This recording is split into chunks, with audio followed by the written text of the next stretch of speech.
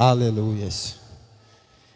Desde já, gostaria de agradecer a Deus por mais uma oportunidade que Ele me concede de aqui estar. Gostaria também de agradecer ao pastor pela confiança.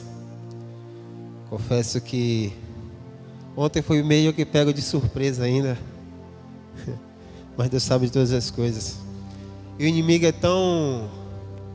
age de uma maneira tão astúcia para tentar assim nos entristecer, que a madrugada de ontem para hoje, quando deu por volta de 2 horas da manhã, meu filho ali começou a cansar e deu tipo convulsão. E quando eu vi aquela cena, a única coisa que eu fiz foi colocar a mão no peito dele e começar a orar. Aí foi quando a Elaine pegou o celular, ligou para a missionária Eliana, e ali Nailton levou ele ali à UPA. E a gente foi chegar em casa por volta de umas 5h20 para 5h30 da manhã. Aí o inimigo às vezes tenta nos entristecer, mas eu tão somente glorifiquei o nome do Senhor, porque meu filho está em casa, está bem, graças a Deus, e é só vitória. Abra vossas Bíblias no livro de Josué, seu capítulo 24, versículo 15. Aleluias. Livro de Josué, capítulo 24, versículo 15. Glória a Deus. É uma passagem bastante conhecida, um versículo que todos já conhecem. Aleluias.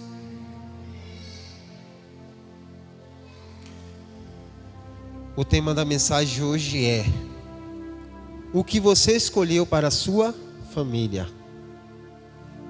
Aleluias. Josué, capítulo 24, versículo 15, que diz assim: porém, se vós perece aos vossos olhos servir ao Senhor, escolhei hoje a quem servais. Se aos deuses que são vossos pais, que estavam da além do rio, ou aos deuses dos amorreus, em cuja terra habitais. Porém, eu e a minha casa serviremos ao Senhor. Aleluias. Interessante que essa passagem ali, por assim dizer, todos conhecem a trajetória de Josué. E eu arrisco a dizer que Josué tinha por figura paterna na vida dele Moisés. Josué, tudo que Josué de certa forma aprendeu, Moisés participou. E hoje, nós, todos vocês, pais, mães, são Moisés na vida de seu filho e na vida de sua filha. Por causa disso que Deus me deu o título dessa mensagem: o que você escolheu para a sua família. Ou seja, o que nós temos ensinado aos nossos filhos. O que nós temos determinado para a nossa família. Porque a Bíblia chega a nos dizer que quando Moisés morre, ali se encontrava Josué. Porém, Deus chega até Josué e fala: esforça-te e tem bom ânimo. Ali começou uma nova trajetória de vida na vida de Josué. Mas Josué teve todo aquele ensinamento através de Moisés. Creio eu que quando Deus conversava com Moisés, acredito eu que Josué desejava aquilo para a vida dele. Josué se espelhava em Moisés. E eu inicio essa mensagem perguntando: Será que nossos filhos têm se espelhado nas nossas vidas? Será como nossos filhos têm nos visto como pai e como mãe do Senhor, na presença de Deus?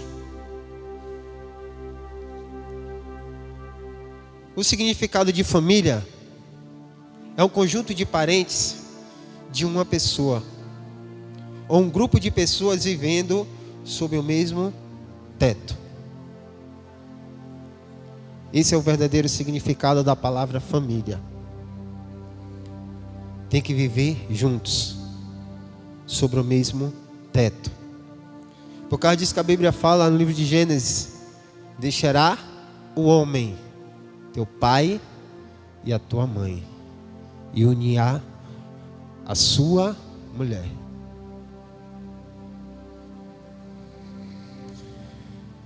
Livro de Timóteo, seu 1 Timóteo capítulo 5, versículo 8. O pastor pode ler aí? 1 Timóteo capítulo 5, versículo 8. Só para que você venha entender que sua família é prioridade. 1 Timóteo capítulo 5, versículo 8.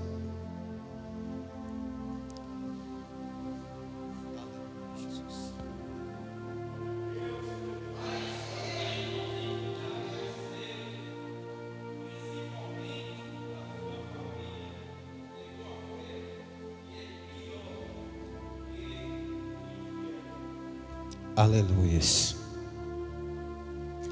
Prioridade tem que ser a nossa.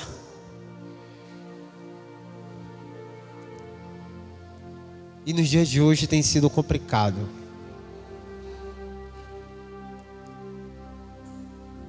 Eu tenho passado por determinadas situações e experiência ali dentro da empresa, com alguns colegas.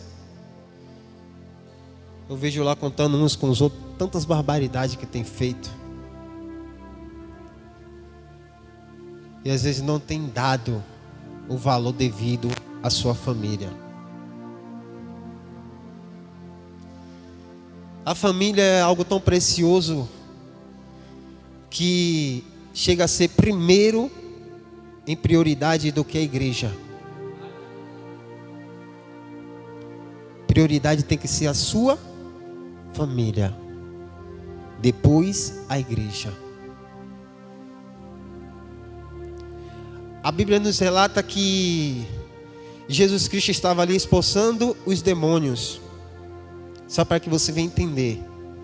E de repente, alguém chega e fala que ele estava expulsando o demônio em nome do chefe dos demônios. E Jesus então somente diz que um reino subdividido não subsistirá. Ou seja, será que você está focado verdadeiramente para dentro do seu lar, para dentro da sua família?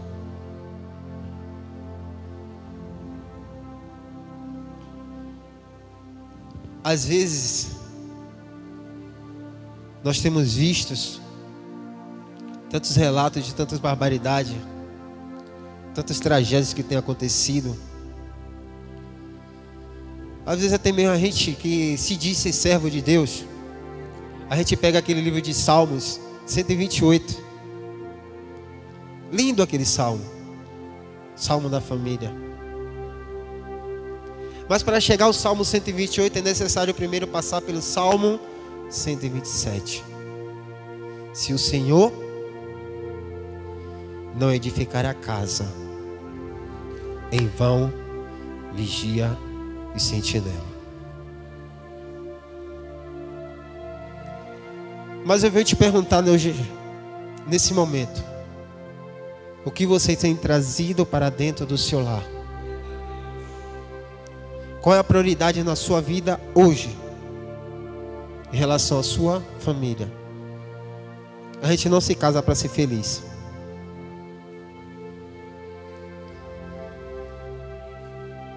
Eu tenho visto Certas pessoas diz que está procurando, esperando a pessoa certa. Você vai morrer e não vai achar. A pessoa certa na sua vida tem que ser Jesus. Porque antes da família, a sua prioridade tem que ser Deus. Depois a sua família.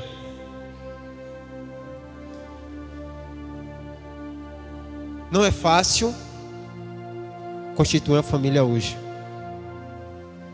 No início tudo é flores, tudo é mil maravilhas. Mas e quando vem as dificuldades?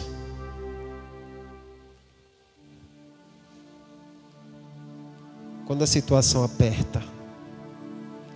Quando vem as crises?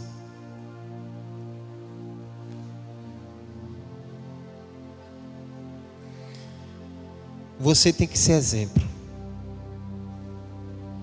Eu estava escutando um determinado testemunho de um abençoado americano.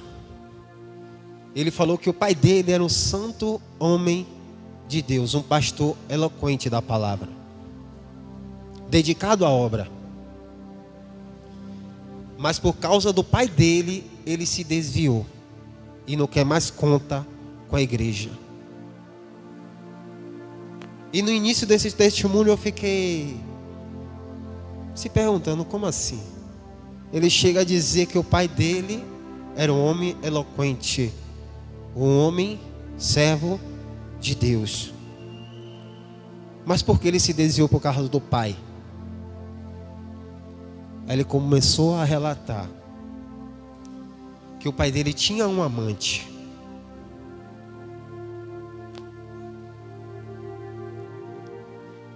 E ali ele começa a contar aquela história, aquele testemunho. Ele fala que várias vezes de madrugada, 2, 3 horas da manhã,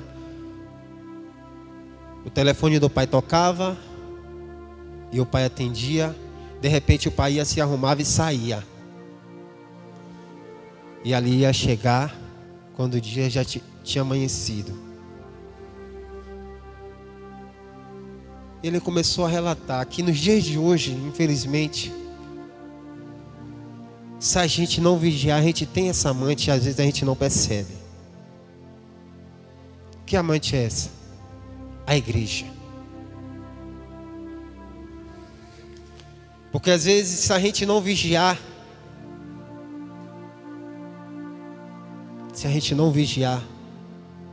a gente só se preocupar com a obra de Deus e não se preocupar com a nossa família, seu ministério não vai à frente.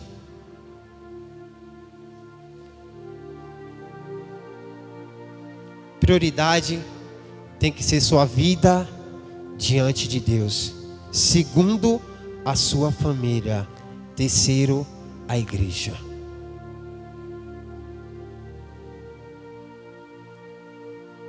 Que como é que você vai fazer a obra de Deus? Estando brigado com seu marido, estando brigado com sua esposa. A Bíblia nos relata que quando casamos, se tornamos uma só.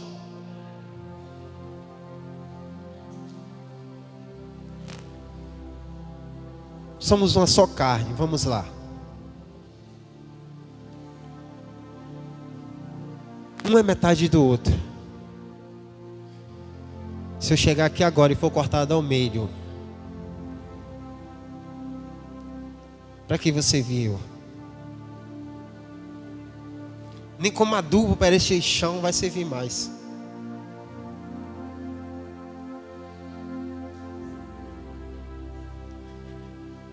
A gente em si, desculpe a realidade, a franqueza, mas tem a hipocrisia morando dentro de nossas vidas, que às vezes se a gente não se voltar para Deus, a gente vai entrar nos céus, mas só se for o céu da boca da onça. Às vezes são pequenas coisas que o inimigo tem armado lá, assim, muitas vezes nós temos caído. A Bíblia fala que o meu povo peca por falta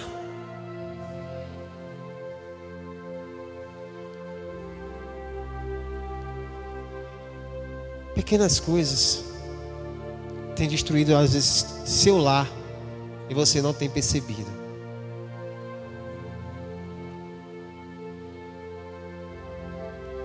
Às vezes a gente olha para um homem, para uma mulher, e fala: aquele homem é homem de Deus, aquela mulher é uma mulher de Deus. É que nem Naamã. Alguém já parou para analisar a história de Naamã? Ei, pastor, pare e analise, pastor. Naamã na guerra, soldado excelente, mas dentro da sua casa, leproso. Será que a esposa de Naamã queria estar ao lado dele?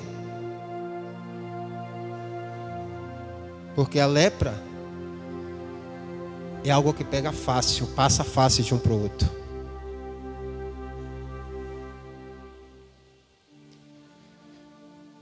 Então, nos dias de hoje tem sido assim.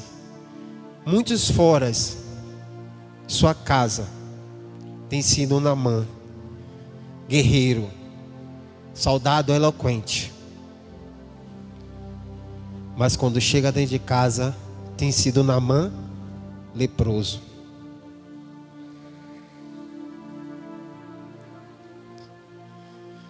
Livro de Atos, capítulo 16, versículo 31 e 32. Vem nos relatar a história de Paulo e Silas. Quando ele ali estava preso, e de repente as portas, as grades, os cadeados daquela prisão se quebraram. E ali aquele soldado que tomava conta, quando ele acorda que vê tudo aberto, ele se desespera. Ele quis tirar a própria vida dele, mas não tirou. O porquê? Paulo e Silas não fugiu. E muitos têm fugido do propósito de Deus para a sua vida, para a vida da sua família. Quem pode ler aí? Márcio, lê aí versículo 31 e 32 de Atos 16.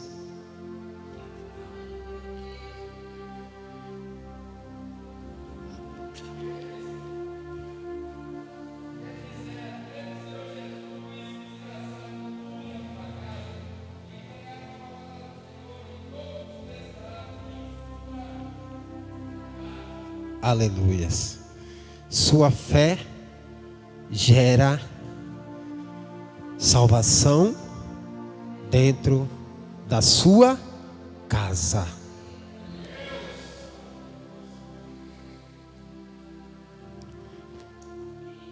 Aí eu vou te perguntar: aonde está fixado a sua fé? Onde está a sua fé fixada hoje, nessa noite, neste momento?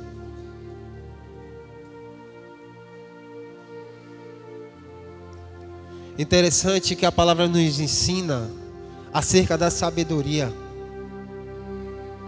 que o temor ao Senhor é o princípio da sabedoria.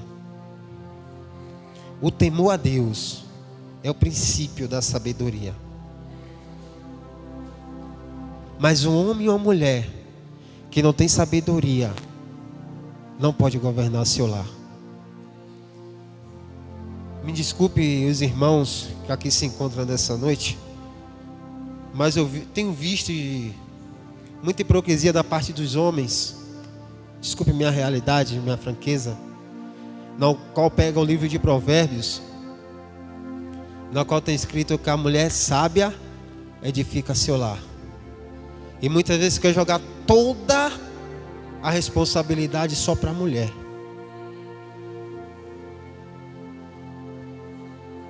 A Bíblia fala que você é o cabeça da casa, como Cristo é o cabeça da igreja. Nós homens somos o cabeça da casa.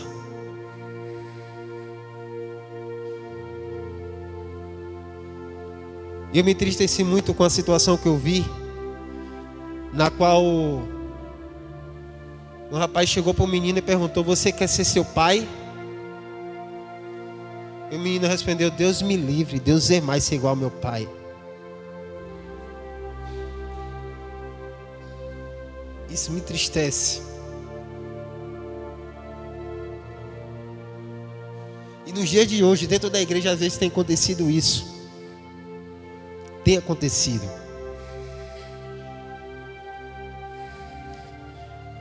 Mas não queira seguir o exemplo deles. A Bíblia fala no livro de Malaquias, capítulo 3, verso 18: mais uma vez vereis a diferença. Você que tem que demonstrar a diferença. Às vezes a gente fala assim: mas eu não aprendi dessa forma. Meu pai e minha mãe não ensinou assim. Mas hoje eu e você tem tido a disponibilidade de aprender como é. Faça você a diferença dentro do seu lar. Faça você a diferença dentro da sua casa. Faça você a diferença no meio dos seus familiares. Às vezes a gente fala assim: Deus, age lá, vai lá e faz. Não esqueça. Primeiro tem que ser você. Porque como você vai ensinar algo à sua família se você não aprendeu? Então você mãe, você pai, hoje estamos aqui aprendendo.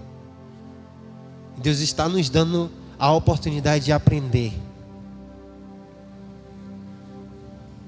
Não jogue a culpa no seu marido, não jogue a culpa, a responsabilidade na sua esposa. Sabe o que tem acabado os lares, os filhos hoje, nos dias de hoje? Desculpe a realidade, a franqueza, mas às vezes a mãe chega e fala: você não vai fazer isso.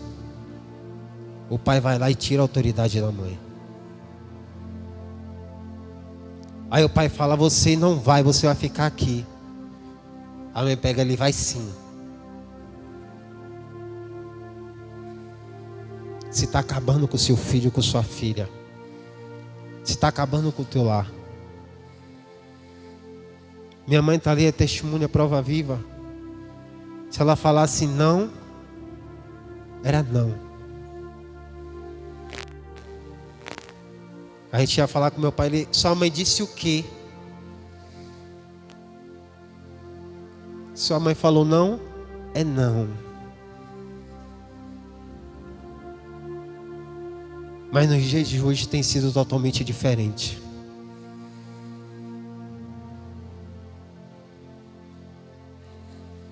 Muitos homens e mulheres que querem ser pai, porém não querem a responsabilidade de tal. Ter um filho hoje não é brincadeira. Criar um filho hoje não é brincadeira. É lindo. Pequeno é, mas cresce. A Bíblia nos ensina o quê? Ensina o teu filho no caminho em que se deve andar. Mas espera aí. Mas será que você tem andado nesse caminho? Aleluia.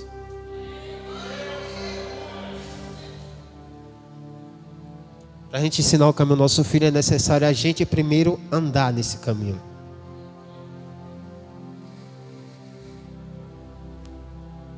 É necessário primeiro a gente viver no caminho.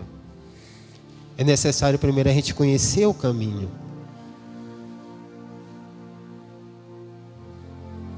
Acredito aqui que tem pais, tem mães, irmãs, irmãos. Tem pessoas aqui que tem um familiar que se encontra no mundo. E você quer ver esse seu familiar na presença de Deus. Só que uma passagem na qual me chamou a atenção foi lá no livro de Mateus, capítulo 13, se não me falha a memória, a partir do versículo 24, vem nos relatar que a passagem do joio e o trigo. Às vezes você pergunta assim, o que é que tem a ver o joio e o trigo com a família? Espera que você vai entender. A Bíblia fala que aquele homem mandou os seus trabalhadores semear o quê? A semente de trigo. Porém, quando ele dorme, foi o inimigo e plantou junto o joio. Só que quando chega aquele trigo começa a crescer, ali também nasceu o joio, cresceu junto. Só que aqueles trabalhadores chegam para aquele senhor e perguntam: o senhor quer que a gente tire, arranque o joio? E aquele homem disse não. Mas o porquê ele disse não? Que interessante ao crescimento do joio e o trigo. Eu fui me aprofundar um pouco mais sobre essa passagem. E a Bíblia fala que, segundo o estudo que eu fiz, que o joio, tanto o joio como o trigo, na sua fase de crescimento, quando novo, se parecem. Se parecem. Mas porém, a semente do trigo é proveitosa. O trigo se dobra. E a semente do joio para nada presta. E o joio é rígido. Então o que foi que eu tive a entender? Por que ambos se parecem? Às vezes, pessoas que já disse para você, aquele teu parente não tem jeito, aquele teu filho não tem mais solução. Profetiza não. Você pode pensar que ele é joio, mas na verdade ele é trigo novo. Porque se parecem. Então esse teu familiar não é joio, ele é trigo novo. Mas para que ele venha dar fruto, mas para que ele venha dar uma boa colheita, é necessário você, é necessário eu, é necessário cada um de nós que está na presença de Deus saber cultivar. A responsabilidade é nossa. Não entregue sua família de mão beijada ao inimigo.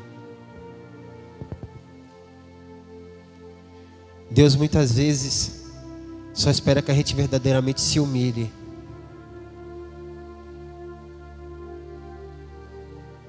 Eu preciso aprender. Eu preciso conhecer um pouco mais. Ok. Livro de Tiago, capítulo 1, versículo 5 nos diz o quê? Todos quanto têm falta de sabedoria, peça a Deus.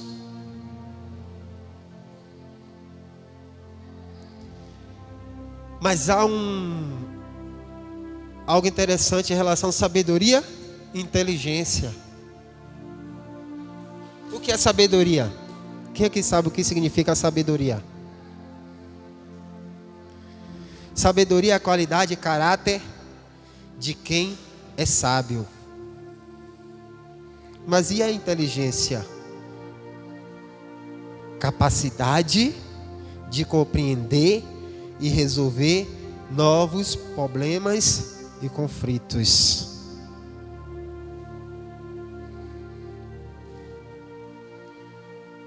Livro de Provérbios, no seu capítulo 24, versículo 3.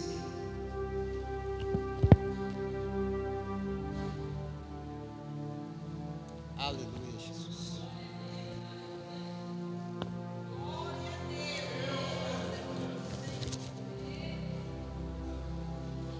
Provérbios capítulo 24, versículo 3 diz assim, ó: com a sabedoria se edifica a casa, e com a inteligência ela se firma.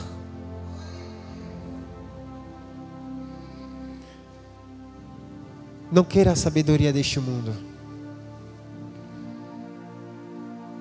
Algo que me chamou a atenção foi, a Bíblia nos relata assim, que a loucura de Deus é mais sábia do que a sabedoria do homem.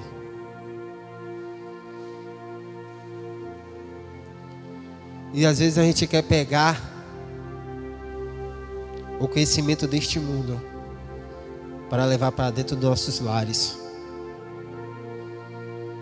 Interessante que a Bíblia é o único livro que existe na terra, mas porém veio dos céus. Às vezes a gente quer ser imitadores de determinadas pessoas, só que a Bíblia nos ensina o quê? Sejais imitadores de Cristo.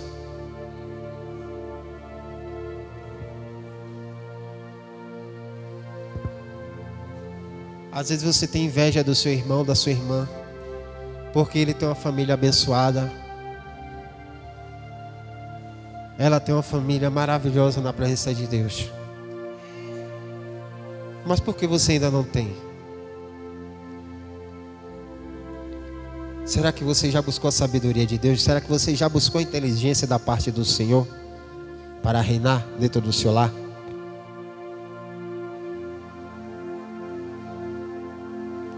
É necessário somente algo simples: se sujeitar à vontade de Deus. Sujeitar, aceitar o domínio de outro, aceitar o domínio de Deus. Quem tem coragem de orar a oração do Pai Nosso?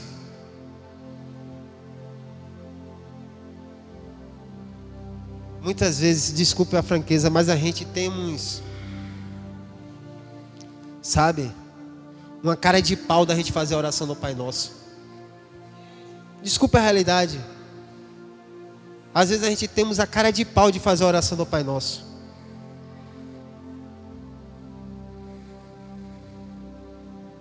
Muitos lares se encontram destruidores, sabe por quê? Falta de um perdão.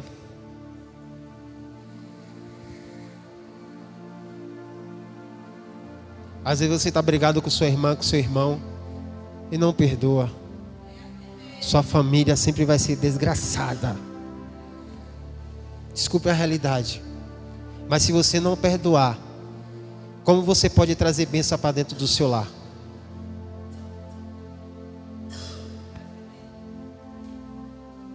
O que é que fala o livro de Salmos 133?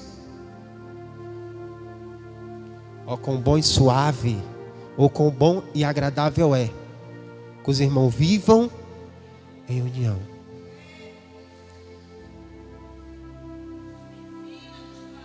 Então é necessário amarmos uns aos outros. É o segundo e o principal mandamento: amar o nosso próximo como a nós mesmos. Então, para que sua família venha a ser abençoada, aprenda a amar, aprenda a perdoar. Mas se a gente não amar, a gente não perdoar, as bênçãos de Deus não vai sobrecair.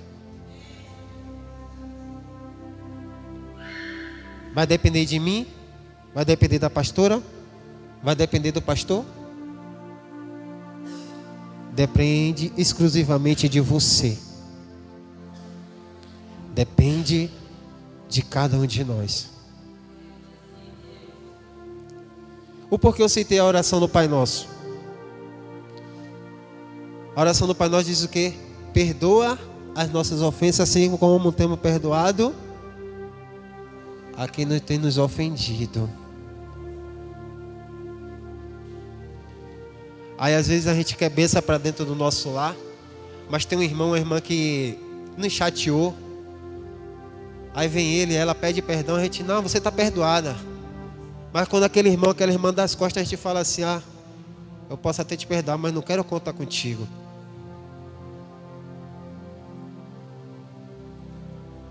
Mas olha o que você tem orado. Nos perdoa, assim também como temos perdoado. Então já pensou, todos nós somos pecadores. Aí você peca diante de Deus, pede perdão, Deus perdoa. Aí Deus fala assim, eu te perdoo, mas eu não quero mais conta contigo.